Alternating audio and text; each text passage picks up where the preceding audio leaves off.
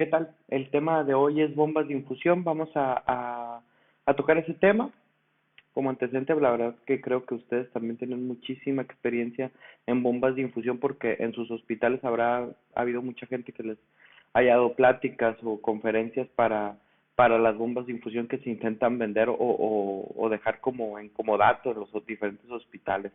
Entonces, vamos a hablar un poquito de las ventajas y desventajas, el control, la precisión, los sistemas de alarma y la verdad es que las bibliotecas de medicamento que ya traen las bombas a mí se me hace excelente, se me hacen las ventajas más características o más importantes y lógicamente las desventajas de la solución pues es poco control y yo insisto que el tripié que si está más arriba, más abajo, ese tipo de cosas y la falta de alarmas de las soluciones o de las medidas que utilizamos casi siempre me dejan muchas desventajas. Claro, las bombas tienen desventajas propiamente. ¿Qué podemos hablar? Costos. Si hablamos de los costos, lógicamente los consumibles y las bombas propiamente hablando. Sabemos que el negocio de las bombas son los consumibles y porque regularmente son muy particulares. Si es Baxter, los consumibles son Baxter, o si es Brown, los consumibles son Brown. Entonces, ahí radica el problema, esa es una de las desventajas principales de la utilización de bombas. Entonces, yo sí creo que los hospitales deberían de tener bombas en casi todos los servicios por el control, por la facilidad y por la disminución del tiempo de que le cuesta a un personal de enfermería estar calculando infusiones por goteo, ¿no? Las bombas de infusión, pues lógicamente son un dispositivo capaz de suministrar alguna sustancia a los pacientes, medicamentos o soluciones con una medida programable. La verdad es que esto es, si habláramos de los errores que pueden tener las bombas, radica en eso, ¿no? Que nosotros le pongamos una programación mal. Entonces, si hablamos de la certeza de las bombas, hablamos de un 3 o 4%, de un 4 o 5% de las fallas de las bombas es por cosas mecánicas de adentro de la bomba, pero dentro de la definición hablamos de que es algo programable y el responsable de la programación somos nosotros. Entonces, tener los datos de los pacientes, los datos del medicamento bien rotulado, con diluciones muy, muy bien establecidas, como ya lo hemos hablado en algunas clases, pues es importantísimo. Como el antecedente más importante de dónde vienen las bombas, podríamos hablar de este señor, Dean Kamen, que es el creador de las bombas. Más o menos en 1970 crea la primer bomba de infusión y como agregado cultural, aquí les voy a decir que él tiene 3 charlas en TED, cuando las puedan revisar, la verdad es que son magníficas y algunas son con respecto a temas médicos. La verdad, las charlas TED se las recomiendo, son cortas, dinámicas y pues muy entretenidas y vamos a aprender algunas cosas interesantes que no sabíamos de ciertos tópicos. Entonces, yo creo que desde 1970 es poco el tiempo, pero han sido grandes los avances. Más precisión, más sistemas de alarma y con esto y la llegada de algunos medicamentos que son de acción muy corta y una estabilidad hemodinámica bastante agradable, pues la seguridad de tu paciente va muchísimo, muy bien, ¿no? Pero lógicamente, volvemos a lo mismo, insisto, la principal desventaja de las bombas o los sistemas de infusión son los costos. ¿Para qué nos sirven las bombas de infusión? Como ya mencionábamos, es para infusión de soluciones, hemoderivados o medicamentos por vía intravenosa. Claro que puede haber errores, pero los errores radican en lo que les platicaba, 4 o 5% de culpa de la máquina. Pero de ahí volvemos a lo mismo. Si hablamos del tema programación, es nuestra responsabilidad. Si hablamos del tema de preparación de medicamentos, también es nuestra responsabilidad. Entonces, el 3 o 4% que manejan de errores de la bomba, pues es insignificativo, pero ojo, si le agregamos a esto algún poquito de problemas con la programación o con la dilución de los medicamentos, los resultados pueden ser mayúsculos o catastróficos. Ahora, La regla fundamental para evitar errores de medicación, yo insisto, debería de ser un double checklist. Yo así le menciono. Cómo el anestesista revisa, el anestesista programa y el anestesiólogo llega, revisa medicamentos, diluciones y también revisa programación de las bombas. Esa es mi experiencia personal, yo lo aplico con mis pacientes y la verdad es que mm, los resultados son buenos, no tengo tanto índice de complicaciones, pero porque aplico un doble checklist. Debería de ser indispensable en la actualidad en los hospitales, porque yo lo pondría en unidad de cuidados intensivos con los pacientes pediátricos y en quirófano, pero no podemos descartar que el paciente en piso y el paciente en urgencias debería de tener la infusión controlada de medicamentos y cero infusiones allá con el regulador del Venopac, ¿no? O sea, a mí se me hace muy impropio, muy poco preciso y muy modificable y cero sistemas de alarma. Entonces, no le quito prioridad a que urgencias y piso los amerita, pero si tuvieras 3 bombas y 5 servicios en mi hospital y yo fuera el director, las pusiera en esos tres servicios. Lógicamente, las características principales que regula, pues, aumentar el flujo, disminuir el flujo de infusión de las 3 cosas que les platico que podemos infundir, y es por medio de una presión positiva. ¿Qué es esto de vencer las resistencias? ¿Qué resistencias vencemos? Pues el de la presión sanguínea, ¿no? Que también se quiere salir dentro de la vía que canalizamos y las resistencias que tiene el Venopac y la propia jeringa. Entonces, eso significa presión positiva y la mayoría o todos, más bien dicho, los sistemas de infusión eh, se basan en presión positiva. Importantísimo entender cómo funcionan para saber qué pros y qué contras tienen. Los sistemas más modernos ya tienen mucha más precisión. Tú, tú tienes mucha capacidad de modificarle la velocidad de infusión. Tienes un límite de presión máxima que eso nos avisa de que hay un problema de oclusión o de obstrucción adelante de nuestra infusión y lógicamente nos avisa o tiene ciertos tipos de alarma contra protección del flujo libre, ¿no? Por ejemplo, si el paciente se está infiltrando o se descanalizó, la verdad es que la bomba tiene algún tipo de sujetador para que el medicamento no se desperdicie y aparte se active un sistema de alarma importante para que nosotros nos demos cuenta y limitemos la infusión. Los sistemas de alarma, la verdad es que yo considero que son muy, muy importantes. Me gustan la mayoría, el de flujo libre, el de aumento de la presión, pero el que más me agrada en lo personal es cuando tú pones una dosis o un medicamento que traes programado en la biblioteca de los medicamentos. Me encanta el sistema de alarma que te dice, épale, épale, épale, esa dilución que estás intentando poner no es correcta.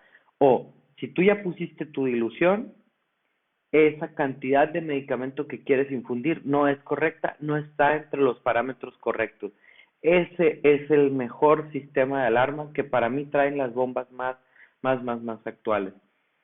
La verdad es que la posibilidad de reducir la presión después de la oclusión es un buen sistema de seguridad porque recordemos, si el Venopac está obstruido, ya que va a llegar al paciente, la bomba está ejerciendo la presión positiva por el mecanismo que ya sabemos que funciona, y cuando liberamos la oclusión, puede ser que llevamos una sobredosis de medicamento a nuestros pacientes. Y en la actualidad lo que han intentado mejorar las bombas es en que esta presión post-oclusión o post-liberación de oclusión sea menor para que el medicamento no se junte en el Venopac y no sea una sobredosificación. ¿Qué características deberían de tener si nosotros pensáramos en la bomba más ideal, si nosotros fuéramos ingenieros biomédicos y quisiéramos crear una bomba? Aparte de las características ya mencionadas, yo le agregaría una, es importantísima, que es ser amigable. Ser amigable es un sistema operativo amigable, donde te vaya llevando paso por paso. Y por ejemplo, las que yo manejo, las B Brown, son muy amigables, son muy fáciles de utilizar. Lógicamente esto lo da la práctica, ¿no? Y como bien dicen por ahí, errar es de humanos, pero practicar y volver a practicar previo a que tú le conectes una bomba de infusión a los pacientes, pues la verdad te va a dar la certeza de haberlo hecho de manera correcta previo a que te pongas el riesgo de hacerlo o equivocarte con tu paciente. Las baterías de más larga duración, pues lo que te vienen de moda para tratar de no tener que conectar siempre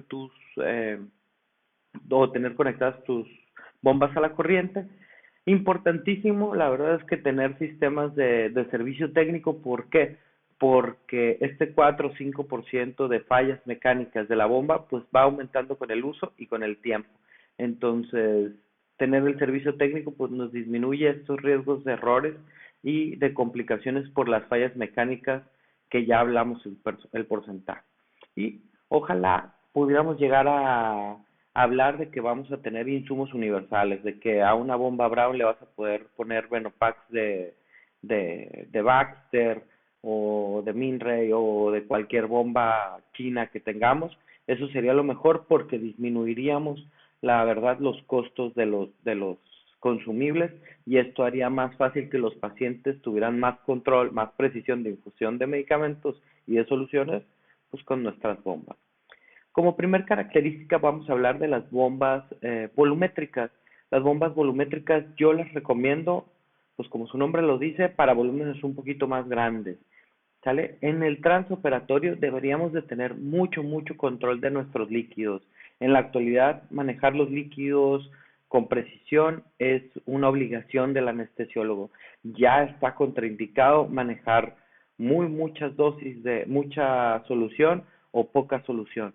La normovolemia es lo más actual y lo más preciso. Entonces, sí es importante tener nuestras bombas para saber cuánto volumen y con una cosa muy precisa, con una valoración muy precisa, pues llevar el conteo de nuestros líquidos infundidos.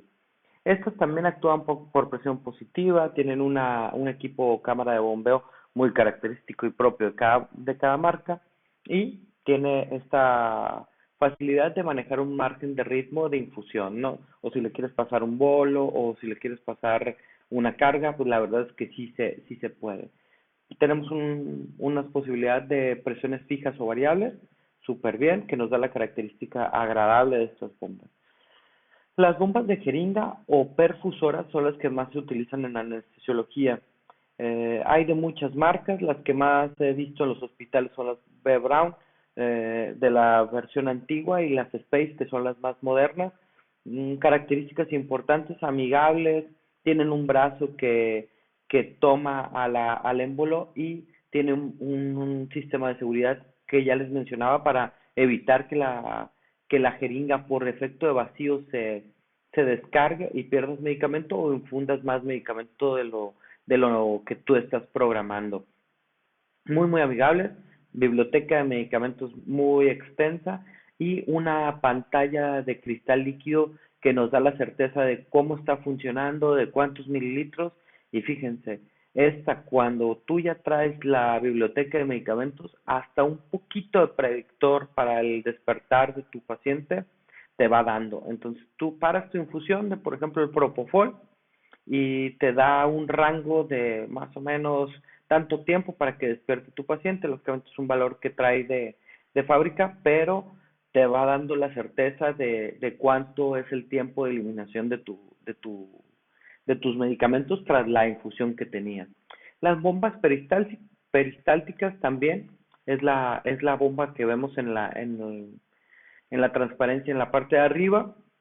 Tiene que tener un Benopacking característico de la marca también, este es de Brown, y lógicamente en su interior veríamos una especie de bracitos que van moviéndose como intestinito para empujar la solución hacia el paciente.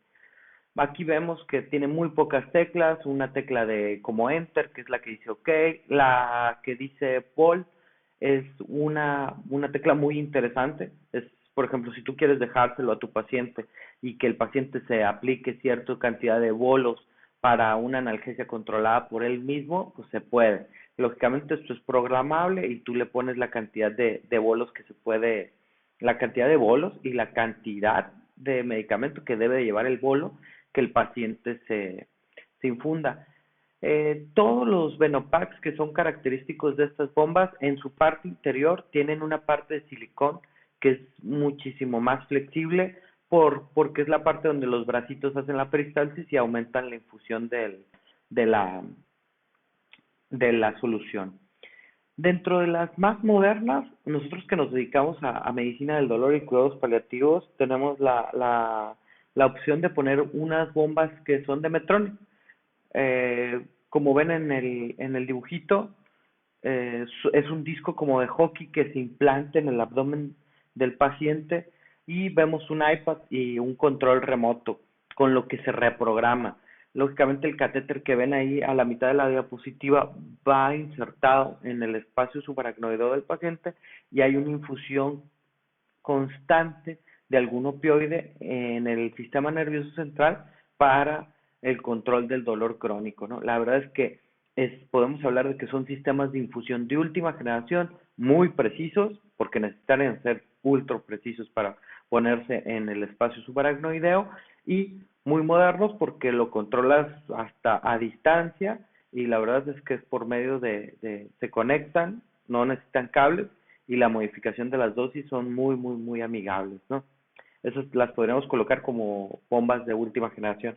Mil disculpas por esta diapositiva, pero no, se las voy a poner en en un archivo aparte, se las voy a compartir. La verdad es que me pareció interesantísimo que la Asociación de Gran Bretaña de Anestesistas, o sea, de técnicos anestésicos, o sea, de estos enfermeros que son auxiliares, perdón, desde el 2012 sacan una guía. Entonces, ellos te dicen cuáles son las cosas previas previo a que entre tu paciente al quirófano, tienes que hacer. Entonces está muy padre, ¿no? La verdad es que checar la máquina, tus sistemas de ventilación, tus sistemas de succión, bla, bla, bla, todo eso, súper bien. Pero ¿qué creen? Desde el 2012 ponen un apartado en la sección más inferior y dicen, hey, ojo, si tienes o vas a dar una anestesia total intravenosa, tus sistemas de infusión, tus medicamentos bien preparados y los datos antropométricos de tu paciente son importantes previo a que entre tu paciente a la sala de quirófano. Entonces, qué curioso, ellos ya se pusieron de acuerdo, ellos sacaron su decálogo, pero te dijeron, hey, hey, hey, desde el 2012 no pierdas atención, que si vas a dar TIVA, los datos de tu paciente y todo debe de estar previamente bien puesto y bien checado para que los resultados sean mejores. Claro que todo es importante y ustedes son más expertos que yo en el tema de el Venopac, el punzo y todo esto. Todo eso puede modificar el flujo y lógicamente dentro de las recomendaciones de las bombas es que no pongas más de 3 medicamentos o 3 bombas en una sola venoclisis. ¿Por qué? Porque los punzos pueden ser o te pueden marcar resistencia. Entonces desde ahí viene la importancia del Venopac, del punzo y de esto. ¿Qué es esto? Eh, este Luer Loop que ven en la parte superior tiene un sistema para que como antirreflujo. Entonces, si nosotros conectamos la bomba ahí, no hay la posibilidad o la posibilidad está muy disminuida de que la presión del propio Venopac te regrese medicamento hacia tu bomba o hacia tu jeringa. Y el de abajo, el que parece pulpito, el microperfusor, pues tiene la misma característica, que si tú tienes dos bombas infundiendo por dos de los catetercitos, pues súper bien. Pero si tienes que pasar un tercer medicamento en bolo, lo puedes hacer con toda certeza y no te va a aumentar el flujo hacia tu bomba. ¿Qué cuestión? Volvemos a lo mismo. Es importante hablar de que las alarmas o todo esto generan un caos o un cierto temor hacia evolucionar hacia las bombas. Entonces, esto, aunque parezcan pequeñeces, aunque parezcan cosas muy simples, son importantes. Microperfusores, que son el pulpito, o alargaderas, que sean de bajo volumen, son importantes y recomiéndenselas a los anestesiólogos con los que trabajen o con los que tengan contacto, porque eso va a hacer que sus infusiones sean muchísimo más precisas y los sistemas de alarma de las bombas no se activen tanto para que no les tengan tanto miedo. La verdad es que sí es importante, ¿no? Los sistemas microperfusores son estos, tenemos filtros para evitar el reflujo. La verdad es que estos partecitas blancas al lado de lo verde que vemos en el diagrama superior, pues antigravedad está súper bien porque esto evita que si nosotros dejamos desenchufar nuestras bombas, no se desperdicie el medicamento. Estos clamps que vemos en la diagrama inferior, pues también, ¿no? Si ya no queremos una infusión de medicamentos, pues paramos la bomba, le ponemos el clamp y súper bien, porque vamos a tener mayor certeza de que no estamos infundiendo ningún tipo de medicamentos. Importantísimo, si la responsabilidad de programar las bombas es de nosotros, entonces lo tenemos que hacer bien para que la bomba no se equivoque en la infusión. Si el índice de falla de la bomba es pequeño, pues no tiene por qué haber problemas por nosotros. Entonces, peso, talla, edad y sexo son datos característicos que nosotros tenemos que dominar de nuestros pacientes. No podemos empezar una anestesia si no tenemos esos datos para programárselos a nuestras bombas y que los sistemas de infusión sean cordiales y perfectos. Sí, claro que sí, tenemos riesgos asociados de una sobreinfusión o subinfusión de medicamentos. Las bombas, curiosamente, las bombas que son de jeringa, las bombas perfusoras que para mí tienen más precisión, pues no tienen un sistema de alarma para los émbolos de aire, ¿no? Entonces, ahí sí tendríamos que tener cuidado de purgar bien nuestra jeringa, purgar bien nuestro perfuline y nuestro microperfusor para aumentar la seguridad acerca de este tema. Los errores de programación son vilmente culpa del programador y la mayoría ya traen hay que tener cuidado con estos bolos posoclusión que les decía, ¿no? Porque muchas bombas no traen este sistema de seguridad, entonces ahí hay que tener un poquito de más ojo. Sí, como les decía hace ratito, la falta de entrenamiento es importante, entonces hay que practicar, si erramos está muy bien, hay que fallar 1000 veces, hay que presumir que fallamos, pero hay que presumir que fallamos sin el paciente conectado. Si nos mandan a conectar una bomba o a checar una bomba de infusión, la verdad es que hay que practicar previo para que cuando lo pongamos con nuestro paciente, pues sea mucho menor el índice de complicaciones. Si inventáramos la bomba mucho más moderna, tendríamos que tener un poquito de mejores sistemas de infusión, que yo creo que eso se va ganando a pasos agigantados. La verdad es que los fármacos de última generación, como por ejemplo el propofol, el remifentanil, que tienen una gran estabilidad hemodinámica, que tienen, o sea, una duración ultra corta, entonces, y los mejores sistemas que ya existen de infusión nos dan la certeza de poder utilizar las bombas en la actualidad. Entonces, errar de humanos, está bien fallar, pero la verdad es que yo les recomiendo practicar previo para que si ponemos un opioide, si ponemos un inductor, que son los medicamentos que más vamos a utilizar en anestesia, en, en infusión, pues hay que tenerlos bien cuidados, ¿no?